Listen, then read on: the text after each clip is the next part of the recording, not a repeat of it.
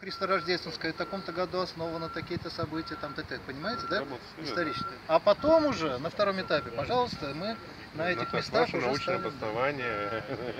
То есть Это уже работа уже это работа дизайнеров Это работа программистов. искусствоведов, это археологов, историков. Наш институт, пожалуйста, заказывайте.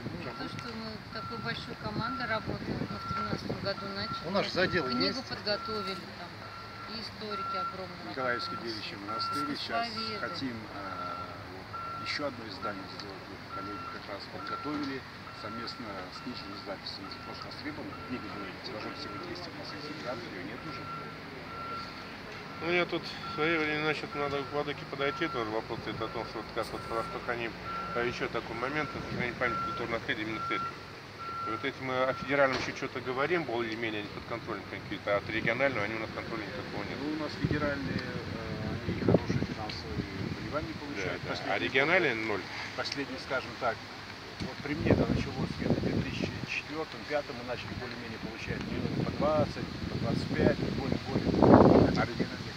Оригинальные дети закладываются там 1,5-2 миллиона рублей всего на всю республику. Да. Потому что те же самые, как говорится, исследовательские работы, они на один храм только хватит, не хватит.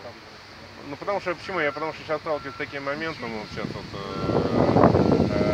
вот храм вроде бы там кирпич разваливается, да? А что этим делать? Давайте, ребят, и вот цементно-песчаный раствор, обычный кирпич, туда 4 металлические изобилия, то есть вместо того, чтобы сохранить кладку, мы еще начинаем вкладываем процесс его разрушения этой кладки, да? Вопрос, то есть получается, в какой момент? Сейчас не знаю, посмотрю, я, конечно, хочу тоже вот все церкви поставить, просто хотя бы под мониторинг. Все, в каждом строке. Ну, то есть элементарно, да? У нас сейчас на памятниках лицензионные фирмы, их достаточно. Раньше их было мало, их было всего лет 15, у нас всего 2 фирмы. Фидорира и по дизайну, я помню, а больше их не было вообще. Знаете, как мы поэтому говорили,